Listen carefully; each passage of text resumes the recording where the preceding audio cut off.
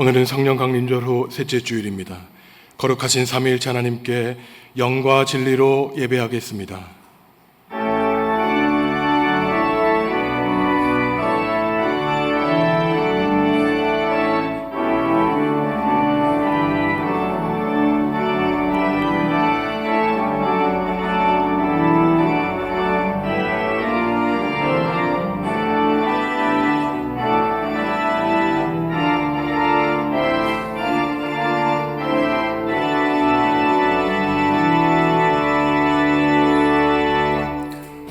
하나님, 한 주간도 저희를 사랑하여 주시고 의로운 길로 인도하여 주신 은혜에 감사합니다. 거룩하신 성삼위 하나님, 이곳에 오셔서 은혜를 사모하는 주의 자녀들에게 크신 영광 보여 주옵소서. 주의 백성을 긍휼히 여겨 주님의 밝고 빛난 얼굴을 뵙게 하여 주옵소서. 예수님의 이름으로 기원하옵나이다. 아멘. 하늘에 계신 우리 아버지의 이름을 거룩하게 하시며 아버지의 나라가 오게 하시며 아버지의 뜻이 하늘에서와 같이 땅에서도 이루어지게 하소서. 오늘 우리에게 일용할 양식을 주시고 우리가 우리에게 잘못한 사람을 용서하여 준 것 같이 우리 죄를 용서하여 주시고 우리를 시험에 빠지지 않게 하시고 악에서 구하소서. 나라와 권능과 영광이 영원히 아버지의 것입니다. 아멘.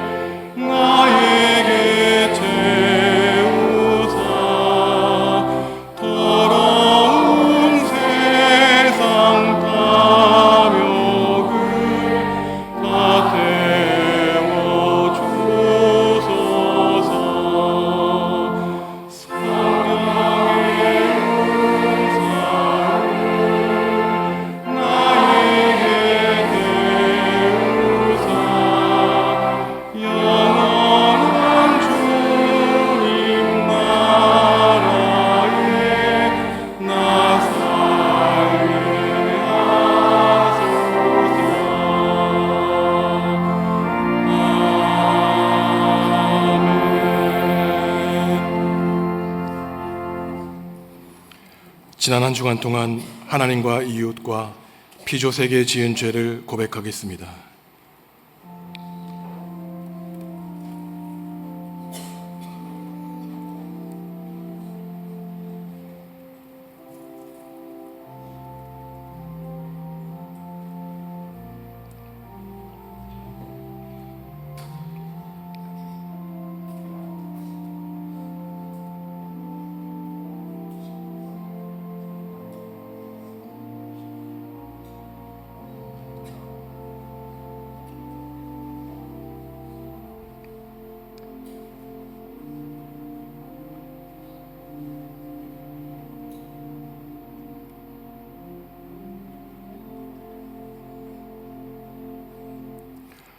하나님이 우리에게 주시는 용서의 말씀입니다. 곧 나는 나를 위하여 내 허물을 도말하는 자니 내 죄를 기억하지 아니하리라. 아멘. 나는 전능하신 아버지 하나님, 천지의 창조주를 믿습니다. 나는 그의 유일하신 아들, 우리 주 예수 그리스도를 믿습니다. 그는 성령으로 잉태되어 동정녀 마리아에게서 나시고 본디오 빌라도에게 고난을 받아 십자가에 못 박혀 죽으시고 장사된 지 사흘 만에 죽은 자 가운데서 다시 살아나셨으며 하늘에 오르시어 전능하신 아버지 하나님 우편에 앉아 계시다가 거기로부터 살아있는 자와 죽은 자를 심판하러 오십니다.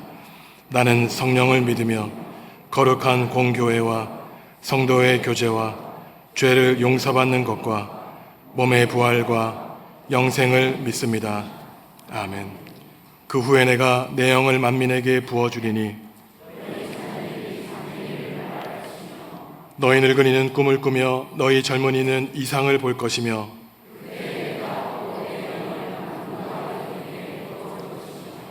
내가 이적을 하늘과 땅에 베풀리니 곧 피와 불과 연기 기둥이라. 해가 어두워지고 달이 핏빛같이 변하려니와 이는 나 여호와의 말대로 시온산과 예루살렘에서 피할 자가 있을 것이미요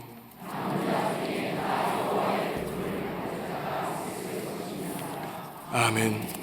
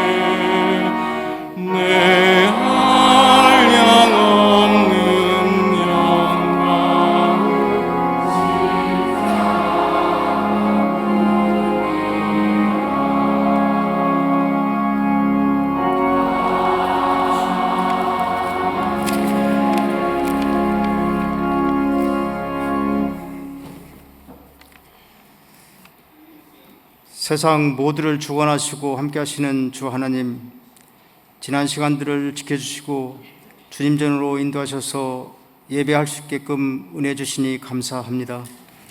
죽을 수밖에 없는 우리를 위하여 대속하여 죽으시고 부활하셔서 우리를 영생의 길로 인도하시는 한없는 주님의 사랑을 우리는 믿습니다.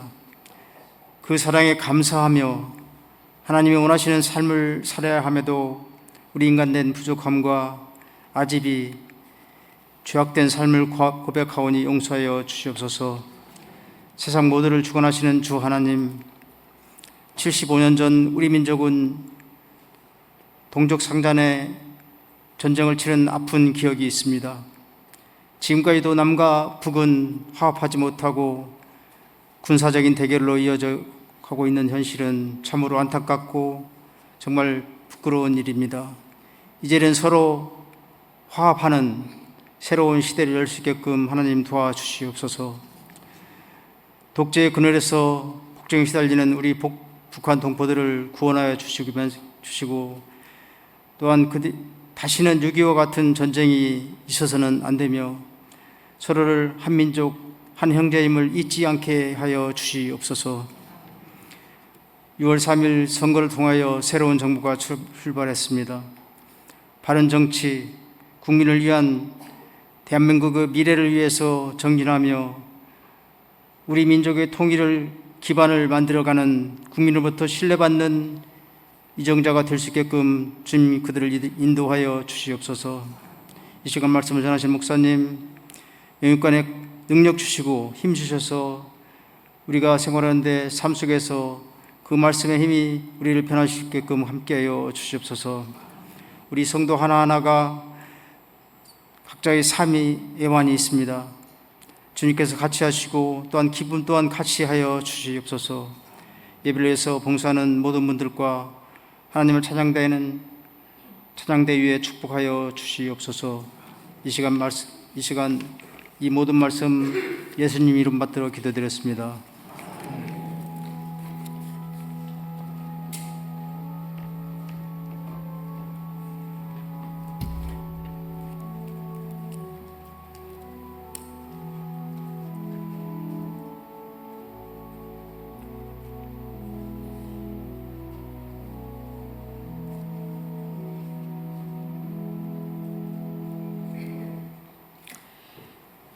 이 일 후에 그 집 주인 되는 여인의 아들이 병들어 증세가 심히 이중하다가 숨이 끊어진지라. 여인이 엘리야에게 이르되 하나님의 사람이여, 당신이 나와 더불어 무슨 상관이 있기로 내 죄를 생각나게 하고 또 내 아들을 죽게 하려고 내게 오셨나이까.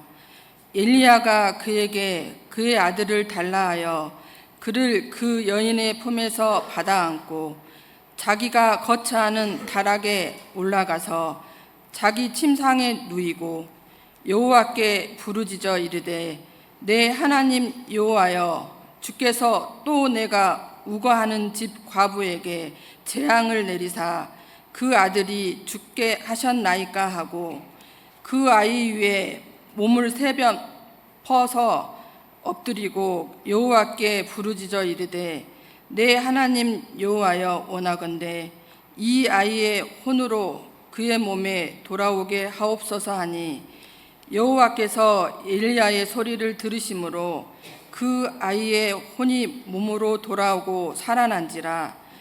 엘리야가 그 아이를 안고 다락에서 방으로 내려가서 그의 어머니에게 주며 이르되 보라, 내 아들이 살아났느니라.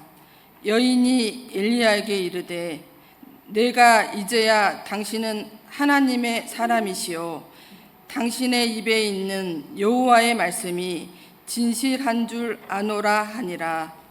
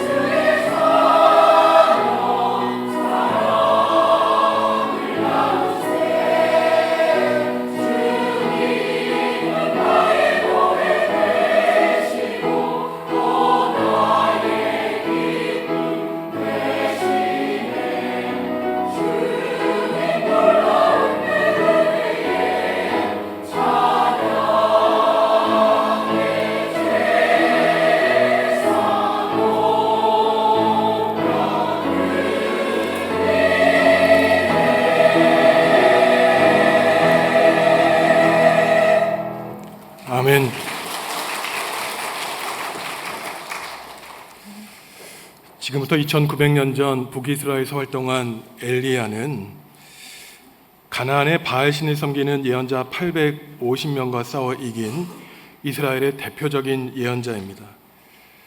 오직 하나님만을 섬긴 엘리야의 이름 자체가 나의 하나님은 여호와다라고 하는 이름의 뜻을 가리키고 있어서 그의 삶 자체가 여호와 한 분 하나님을 섬긴 데에 열정을 가진 신앙인이었음을 드러내고 있죠. 하지만 하나님에 대한 열정이 극심하여서 아합 임금이 북이스라엘을 다스릴 때 너무나 심한 핍박과 박해를 받았습니다. 아합 임금은 페니키아 출신 이세벨과 결혼해서 이세벨이 이스라엘에 들여온 바알신을 섬기게 했고, 당시 가나안 사람들이 바알신을 섬기면 성공과 부와 평안을 준다고 믿었기 때문에 바알이 채택한 정치 종교 정책은 하나님과 함께 이방 헛된 신인 바알을 섬기게 한 것이었습니다. 사진을 하나 보여드릴 텐데요. 지금 프랑스의 루브르 박물관에 있는 이 바알 신상입니다. 지금부터 3000년 전 이스라엘 사람들이 각 가정과 호주머니마다 이 바알 신상을 가지고 다니면서 이 신이 나를 도와줄 것이라고 하는 참 어리석은 믿음을 가지고 살았죠. 이스라엘 백성들도 저 바알 신을 동시에 섬기면은 경제적인 풍요를 누릴 수 있을 것으로 생각했지만 현실은 정반대였습니다. 하나님과 동시에 그 마음속에 바알을 품고 사니 하나님이 이스라엘 백성들을 심판해서 경제적인 도탄에 빠지게 되었어요. 오늘 우리가 읽은 열왕기상 17장에는 당시 이스라엘 백성들이 얼마나 가난하게 살았는지 이 사르밧 여성의 이야기를 통해 오늘 우리는 어떠한 삶을 살아야 되는가 다시금 믿음의 결단을 하도록 하나님은 초대하십니다.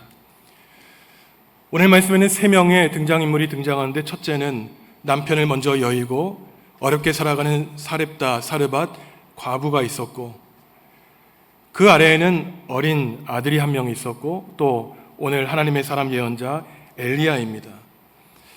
지도를 보시면요, 오늘 이 벌어진 이야기는 저 북쪽에 동그라미 친 사르밧 사렙다라고 하는 곳에서 벌어지는데, 이 사르밧은 이스라엘 북쪽 시돈 땅, 지금으로 말하면 페니키아 땅에 위치한 도시로, 아까 말씀드린 것처럼 이곳의 종교적인 영향은 이세벨이 섬겼던 바알신을 열정적으로 극심하게 섬겼던, 이방을 섬겼던 그러한 땅이었습니다. 그러니 이 여자는 태어나면서부터 자랄 때까지 늘 바알을 섬기는 분위기 속에 자라가니 늘 풍요와 인간적인 복을 바알신께 달라고 기도했던 그러한 여성이었죠. 남편을 먼저 떠나보내니 이 여성은 살아가기가 참 힘들었습니다. 아들과 함께 그저 목숨만 연명했고, 이제 남은 것이라고는 그 앞본문을 보시면 밀가루 한 줌과 올리브 기름 몇 방울밖에 남지 않았습니다.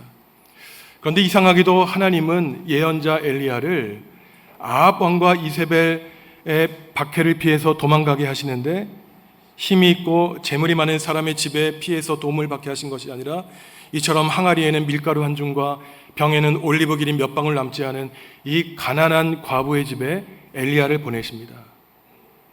너무나 힘들어서 나는 이제 하나님의 일을 그만두고 싶은 번아웃에 빠졌을 때 하나님은 자신보다 더 힘든 사르밧 과부에게 보내서 백성의 도탄한 현실을 보게 하셨고, 다시금 하나님의 부르심을 감당하게 하신 이유와 목적이 있었죠. 여자가 엘리야에게 말하기를, 선생님, 저에게는 보시다시피 지금 밀가루 한 줌과 올리브 기름 몇 방울밖에 없으니 이것 마지막 음식 만들어서 제 아들과 먹고 우리는 죽고 말 것입니다. 하지만 엘리야가 먼저 나에게 음식을 대접하라고 말하자 이 여자는 한마디의 저항 없이 엘리야 예언자에게 음식을 대접하게 되죠. 놀라운 일이 발생하게 되는데, 이 사르밧 과부가 하나님의 사람 엘리야를 공개하게 되자 항아리에는 밀가루가 끊이지 않고 병에는 이 올리브 기름, 밀가루가 끊어지지 않게 되었다는 것이 하나님이 엘리야에게 베풀어 주신 첫째 기적입니다. 이 여자가 보기에 얼마나 기쁘고 놀랍고 행복했을까요? 하지만 우리의 인생이 그렇듯이 이 행복이 그리 오래가지 않습니다. 참 이상하게도 엘리야 예언자를 통해서 살려주신 그 사르밧 과부, 그저 어린 자식 하나 믿고 희망을 걸고 살았던 이 아들이 병이 들고 목숨을 잃게 된 것이에요. 처음에는 엘리야에게 은혜를 받고 감사와 찬양을 드렸던 이 사르밧 과부가 돌변하게 되는 것은 너무나 당연한 것입니다. 분노가 일어납니다. 실망감을 갖게 되고 엘리야에게 배신감을 갖게 되죠.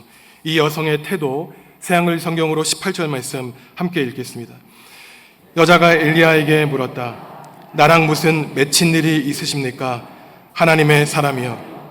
예언자님이 나한테 와서 나의 허물을 생각나게 하시고 나의 아들을 죽이시는군요. 여자는 너무나 속상했습니다. 자기가 엘리야에게 한 것은 그저 마지막 음식도 자기들이 먹지 않고 내어준 것이었는데 이 사르밧 여자가 말하기를 선생님, 저와 당신이 무슨 상관이 있길래 저에게 원수 맺은 것이 있습니까? 왜 저를 찾아오셔서 저의 죄를 지적하시고 저의 아들을 죽게 하십니까? 배신감과 실망과 분노에 가득 찼던 것입니다.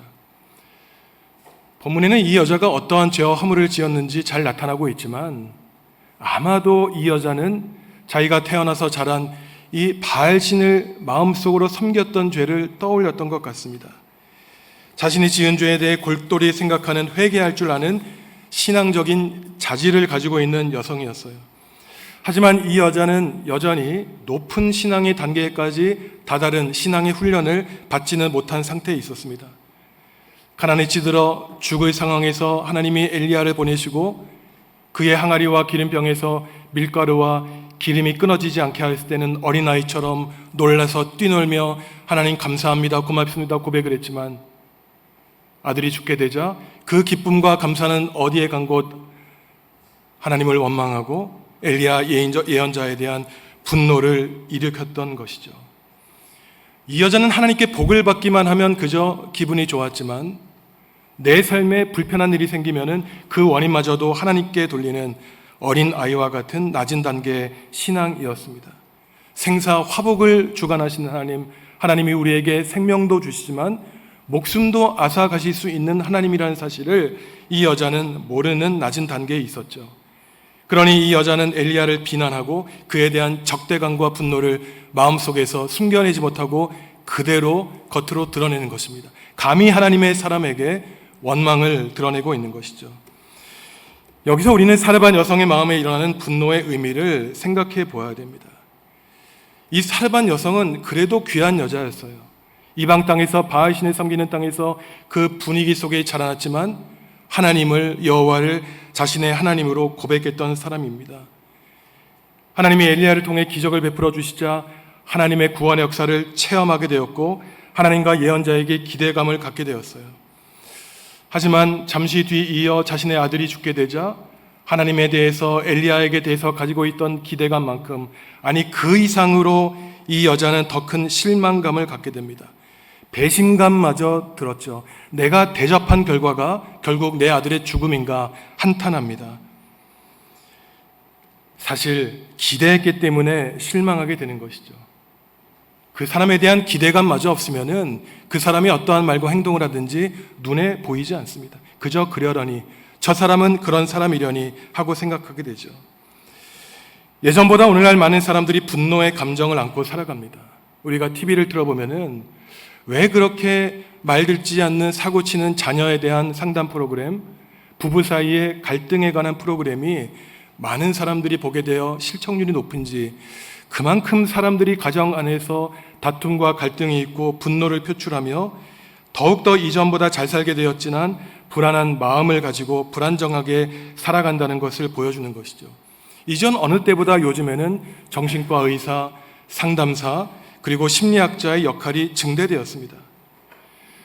여러분, 부모와 자녀 사이, 부부 사이에서 가장 큰 문제를 일으키는 것이 사실은 상대방을 향한 분노예요. 사람들은 이 분노에 대해서 잘못 생각하는 것은 내 마음속에 화가 나고 분노가 일어나면 소리치고 물건을 뒤집어 엎고 폭력적인 물리적인 행사를 하는 것으로만 생각하지만 그렇지 않습니다.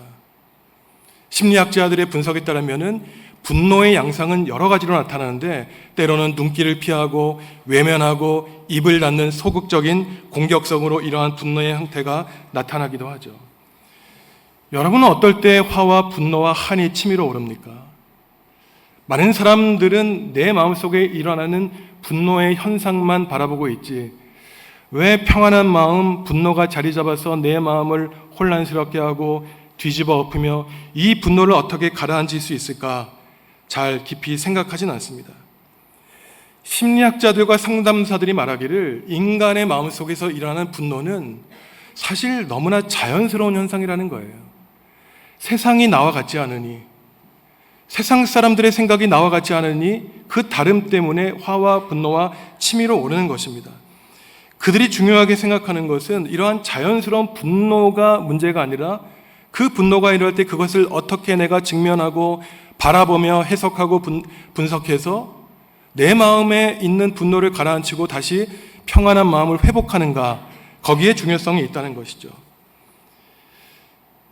제가 이 오늘 설교 말씀을 준비하면서 분노에 관한 책을 2권 정도 살펴보았는데 그 심리학자들이 말하는 분노의 이유는 여러 가지가 있는데 그것을 오늘 짧은 시간에 다 말씀드릴 수 없고 오늘 사르밧 과부가 하나님과 이 엘리야 예언자에게 나타난 분노를 보면은 우리 마음속에 분노가 일어나는 여러 이유 가운데 가장 큰 것은 바로 상대방에 대해 가지고 있는 기대감 때문이라는 것입니다.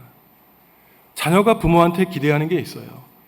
학교에 가봤더니 내 친구는 좋은 핸드폰이 있는데 좋은 노트북이 있는데 우리 부모님은 왜 나의 기대감을 충족하지 못할까? 노년이 된 부모님도 자녀들에게 바라는 것이 있습니다. 내가 피땀 흘려 교육시켜놨더니 평생을 기도했더니 노년이 된 힘이 없는 우리를 거들떠보지 않는 것이에요. 부부 사이도 마찬가지죠. 서로가 서로를 위하고 자기의 편이 되어서 도움이 되는 것도 힘든데 늘 밖에 나갔다 돌아오면 이러저러한 말을 하니 원수가 된 것입니다.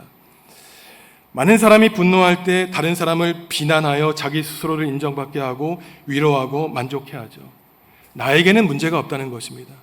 상대방에게 문제가 있으니 너는 바꾸라는 것이에요. 여러분, 잠시 우리의 마음이 시원해질지 모르죠. 하지만 끊임없이 비난하고 남 탓해 보십시오. 우리의 결과가 어떻게 될까요? 비난하고 남 탓하는 그만큼 우리의 인격이 파괴되는 것이에요. 그 비난의 원인 기대감을 충족해달라고 다른 사람에게 요구하기 전에 상대방이 나에게 원하는 것이 무엇이 있을까? 내가 먼저 그 사람의 필요를 충족하고 서로가 서로의 필요를 충족하고 중보하는 분위기라면은 그 가정과 사회와 국가와 교회는 아름답고 거룩한 공동체가 될 것입니다. 오늘 사르밧 과부도 보십시오. 처음에는 엘리야 예언자에게 너무나 감사했어요. 그를 신뢰했고 기대했습니다. 하지만 자식이 죽게 되자 그 기대한 만큼 그 이상으로 엘리야에 대한 분노감이 가득 차게 되었습니다. 하지만 너무나 감사한 것은 이 사르밧 여성의 마음은 하나님의 성령님이 다스린 여성이었고 그의 마음속에서는 화와 분노와 절망과 배신감이 99%였는지 모르지만 일말의 하나님에 대한 믿음, 엘리야에 대한 신뢰와 천국의 소망이 1%가 그 나머지 악한 마음을 이겨낼 수 있는 그러한 여성이었어요. 여성은 내 마음에 분노가 가득 찰 때 자기 아들과 자신을 살려준 엘리야의 은혜를 다시금 기억했던 것입니다. 우리에게 기적을 베풀어 주신 하나님께 대한 감사를 잊지 않고 살았던 사람이에요. 바로 그때 기적이 일어납니다. 엘리야도 마찬가지죠. 먹을 것 없는 이 여자와 아들에게 먹을 것 풍성하게 해서 살려주었더니 나에게 분노를 일으키는구나 원망할 수 있었겠지만 이 엘리야는 사렙다 과부의 마음을 살펴볼 수 있는 능력이 있는 사람이었어요. 그 본성이 착하고 순수한 것을 알고 있었습니다. 그리고 하나님이 아합 임금의 박해를 피해 도망 다닐 때 왜 하나님이 수많은 사람 가운데 이 사렙다 과부의 집에 나를 보냈는가? 하나님의 뜻과 섭리를 신뢰하는 사람이 엘리야였어요. 밀가루 한 줌과 기름 몇 방울로 마지막 음식 만들고 자식과 함께 먹고 죽을 것이라고 말한 여성은 마음을 바꾸어 하나님에 대한 실망을 저버리고 다시금 하나님에 대한 신뢰를 가진 사람이 바로 이 사렙다 과부였던 것입니다. 그러니 엘리야는 하나님께 대묻고 있는 것이에요. 하나님이 저를 이 사르밧 과부에게 보내지 않으셨습니까? 이 여자가 나를 도와주지 않았습니까? 그런데 왜 하나님이 이 여자에게 어려운 일을 닥치게 해서 그 소중한 어린 자식 죽이게 하느냐고 하나님께 강한 탄식의 기도와 중보의 기도를 드리고 있는 것이에요. 새한글 성경으로 엘리야의 기도 20절과 22절 말씀 함께 있습니다. 여호와 나의 하나님, 그 남편 여인 여자, 곧 내가 그 집에 손님으로 묵고 있는 그 여자마저도 힘들게 하십니까? 그 여자의 아들을 죽이시다니요. 여호와 나의 하나님, 이 여자의 숨이 아이 몸 안에 다시 들어오게 해 주십시오. 아멘. 과부와 엘리야 모두 하나님의 뜻과 섭리를 이해하지 못했지만 그래도 그 마음속에는 믿음을 잃지 않고 간직하고 있습니다. 여성도 잠시 실수하여 하나님의 사람 예언자 엘리야에게 분노의 마음을 표현했지만 죽은 아들을 엘리야에게 맡기는 것이에요. 수많은 구약시대의 예언자들이 상징 행위를 했지만 자기의 몸을 뻗어 하나님께 간절히 기도하니 하나님이 엘리야의 기도를 들어주시고 아이의 숨이 몸 안에 다시 들어와 살아나게 됩니다. 기적이 벌어지게 된 것이죠. 여기서 지금 또한 우리가 묵상해야 되는 내용이 바로 기적이란 무엇인가요? 성경에는 우리가 믿기 힘든 수많은 기적의 이야기가 나타납니다. 창세기부터 펼쳐보시면은 출애굽한 백성, 이집트의 군사를 피해 홍해에 갔더니 바다가 가로막고 있었죠. 그때 바다를 갈라지게 하시고 하나님은 모세와 이스라엘 백성을 건너가게 하셨습니다. 예수님도 수많은 기적을 베푸셨죠. 갈릴리 바다를 지나가셨습니다. 베드로도 예수님처럼 걷고 싶었지만 그의 마음이 두려워 바닷속에 빠지게 되었어요. 물고기 2마리와 또한 생선 2마리와 떡 5개로 5,000명이 넘는 난자들을 먹이신 분이 예수님이십니다. 기적이란 무엇일까요? 사람의 생각과 머리와 이성으로는 도무지 이해할 수 없는 자연 법칙이 깨지는 것이 기적입니다. 이러한 기적은 우리가 일상에서는 살아있는 날 동안 한 번이나 2번도 채 경험하기 힘든 것이 바로 기적인 것이죠.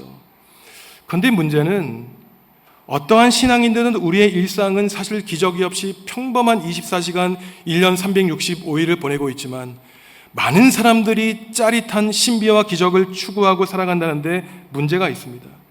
물론 하나님의 기적을 간구하고 살아가는 것은 나쁜 것이 아니지만 우리의 일상을 다 잊어버리고 기적만 추구하고 살아가는 것은 굉장히 위험한 신앙의 행위예요. 왜냐하면 일상을 잊어버릴 만큼 강력한 신비를 경험하고 그러한 기적을 추구할 때 우리의 대부분의 시간 물이 아래로 흐르고 봄, 여름, 가을, 겨울이 반복되며 어제와 오늘과 내일이 무료하게 똑같이 반복되는 시간, 이러한 것들을 무시할 수 있기 때문인 것입니다. 만약에 일상의 질서를 벗어나는 기적만이 일어난다면 그것은 기적이 아니에요. 한번 생각해 보십시오. 물은 아래로 흐르는 것이에요. 그런데 하나님께 기적을 간구하여 물이 위로 흐르는 것이 반복된다면 그것이 기적이겠습니까?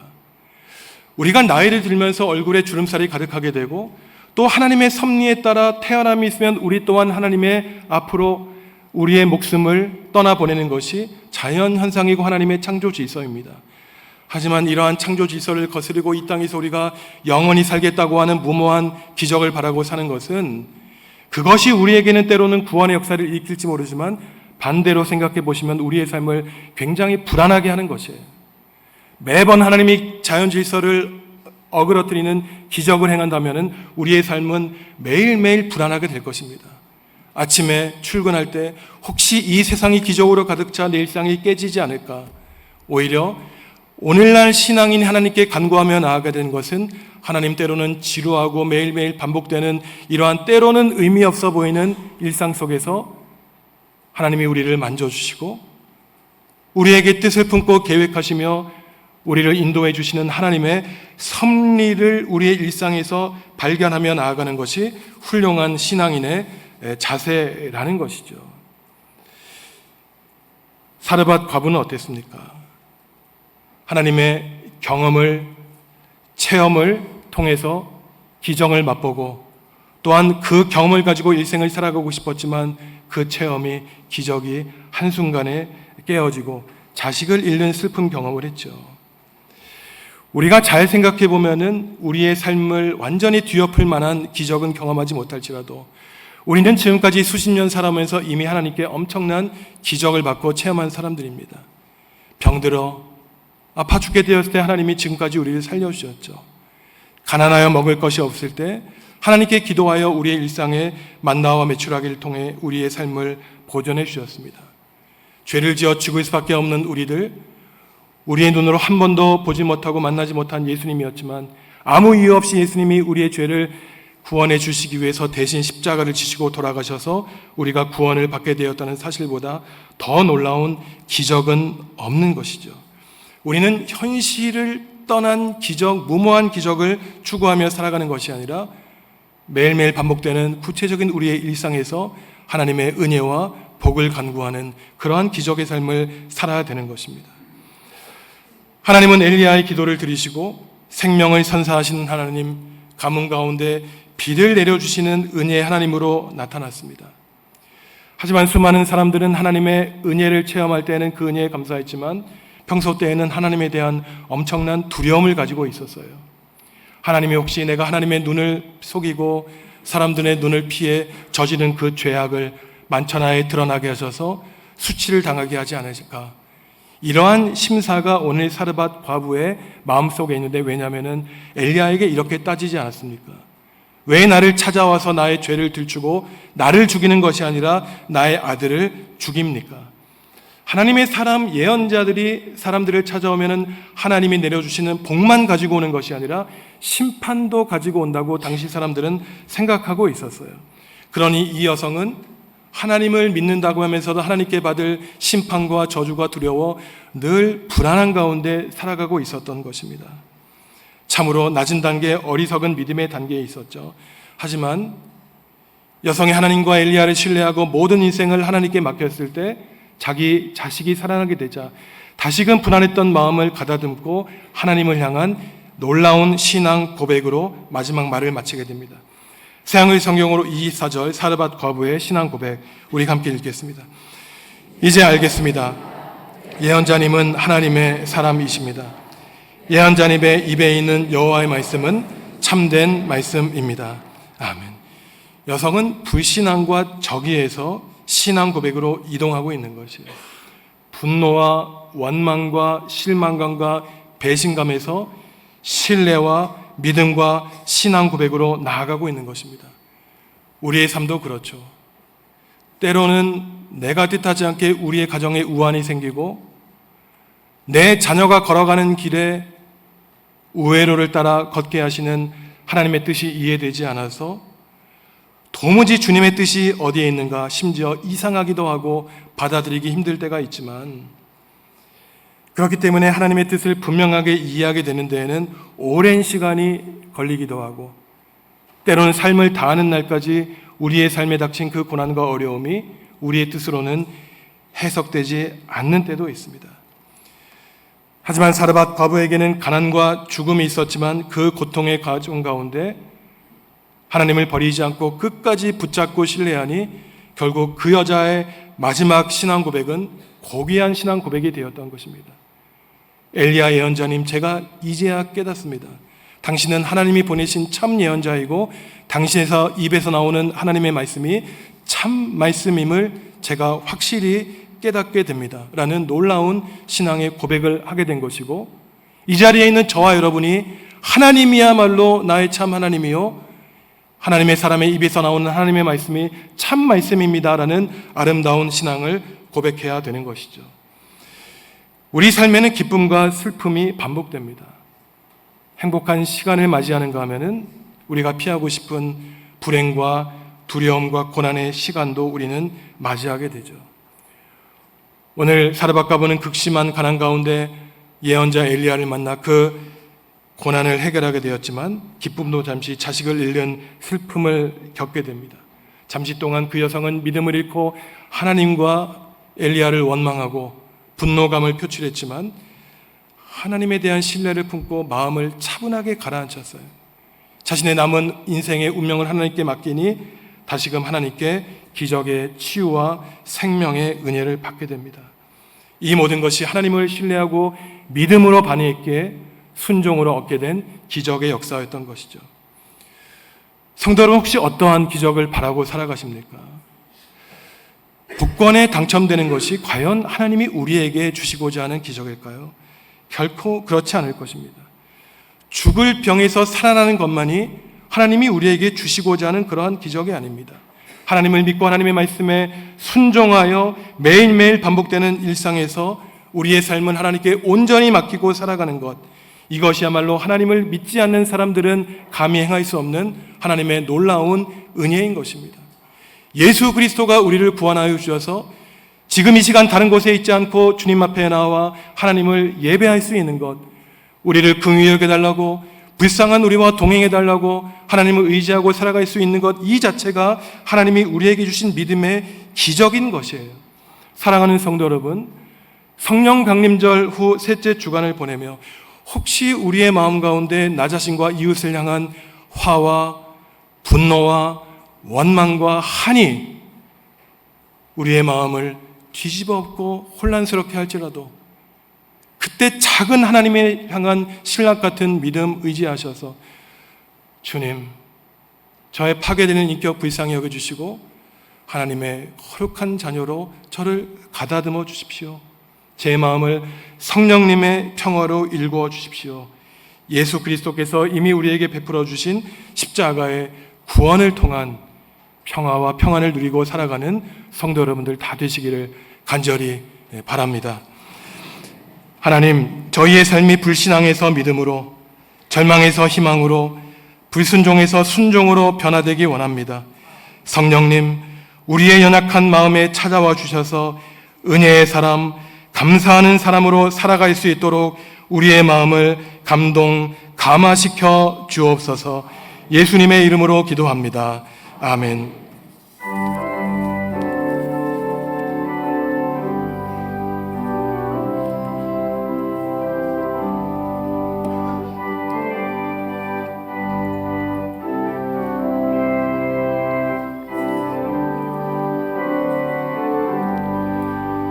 주의 음성을 내가 들으니 사랑한단 말일세. 믿는 마음으로 주께 가오니 나를 영접하소서. 내가 매일 십자가 앞에 더 가까이 가오니 구세주의 흘린 보배 피로써 나를 정케 하소서. 주여 넓으신 은혜 베푸사 나를 받아주시오. 나의 품은 뜻 주의 뜻같이 되게 하여 주소서. 내가 매일 십자가 앞에 더 가까이 가오니 구세주의 흘린 보배 피로써 나를 정케 하소서. 주의 보좌로 나아갈 때에 어찌하니 주의 얼굴을 항상 배우니 더욱 친근합니다. 내가 매일 십자가 앞에 더 가까이 가오니 구세주의 흘린 보배 피로써 나를 정케 하소서.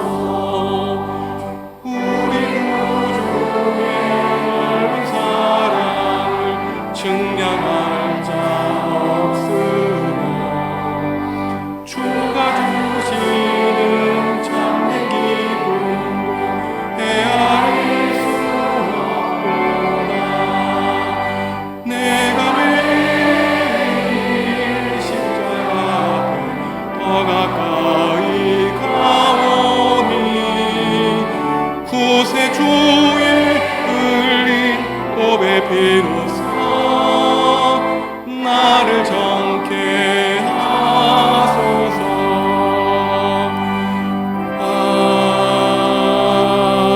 아멘. 성도 여러분, 주님이 우리에게 물으십니다. 내가 나를 사랑하느냐?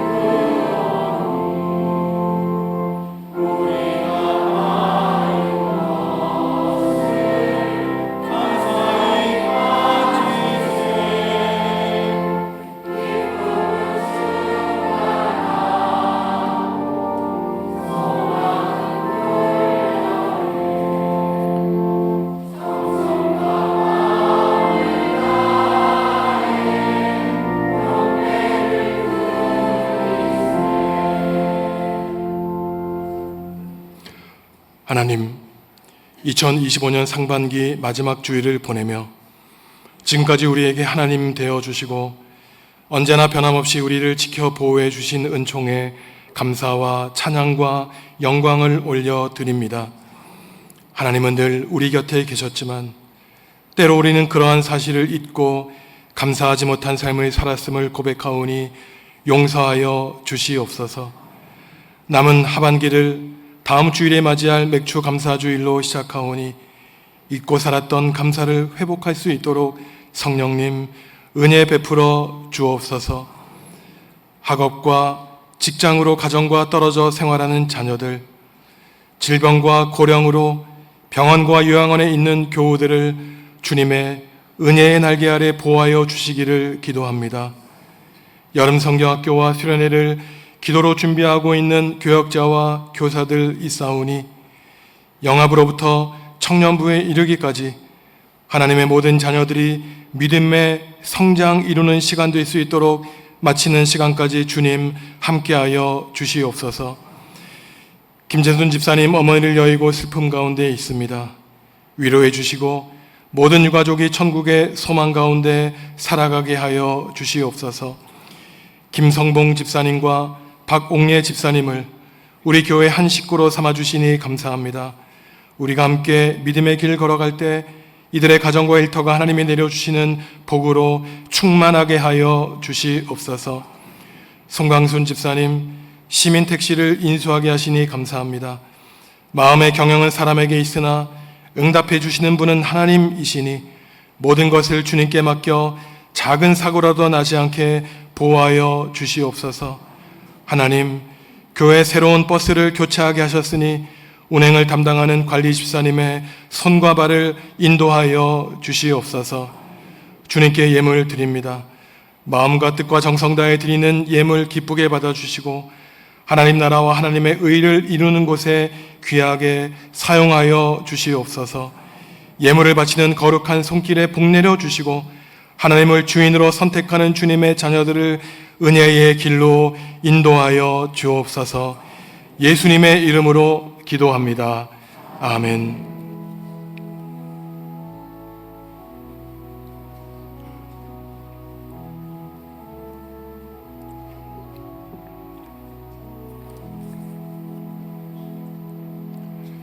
주님의 평화가 성도 여러분과 함께 하시기를 바랍니다.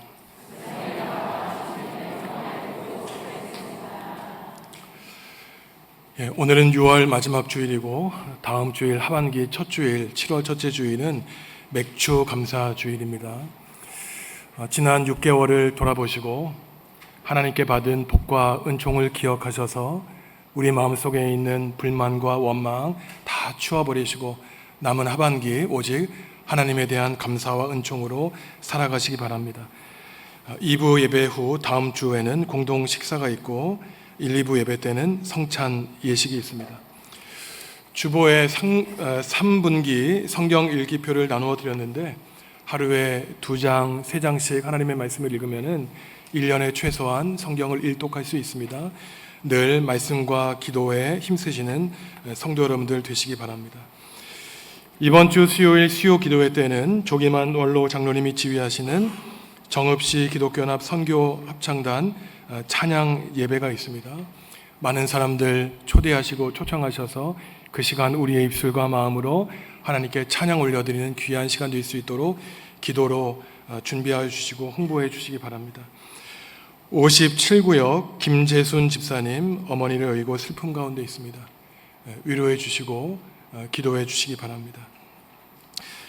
송강순 집사님 시민택시를 이제 개업하셨는데 우리 교회에도 택시를 운행하시는 여러 교우들이 있습니다. 제가 늘 기도하지만 하나님이 우리 성도들의 손과 발 지켜주셔서 안전하게 운행하게 도와달라고 기도하고 있고 또 차 안에서 만나는 사람들에게 하나님의 사랑 전하고 복음을 전하는 주님의 일꾼 되어달라고 기도하고 있습니다. 우리 성도 여러분들 함께 힘써 기도하시기 바랍니다.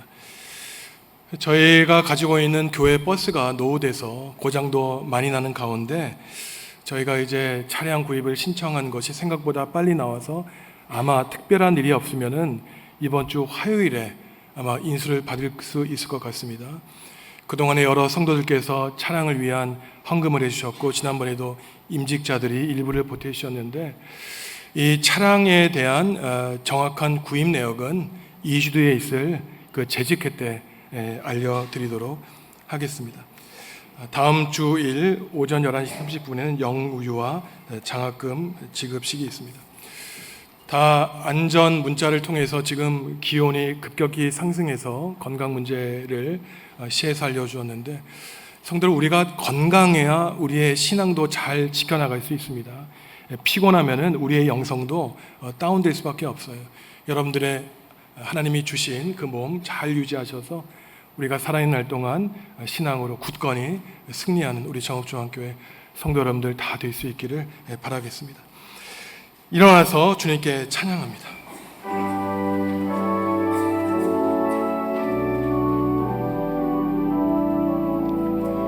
주의 영화로운 빛이 우리 앞길 인도하며 거친 세상이 힘을 주시니 주의 영화로운 빛이 우리 앞길 인도하며 거친 세상이 힘을 주시니 영원히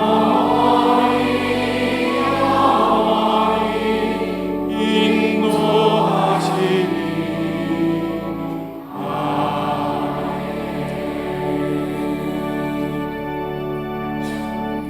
사랑하는 성도 여러분, 하나님을 믿고 순종하시기 바랍니다. 절망하지 말고 천국의 소망을 누리며 살아가시기 바랍니다. 복과 생명의 근원이신 하나님이 우리 모두를 생명의 길, 은총의 길로 인도해 주실 것입니다. 예수님의 은혜와 하나님의 사랑과 성령님의 사귐이 분노에서 기쁨으로, 불신에서 믿음으로 성장하며 살기로 다짐하는 성도들에게 지금부터 영원히 함께 하시기를 간절히 축원하옵나이다. 아멘.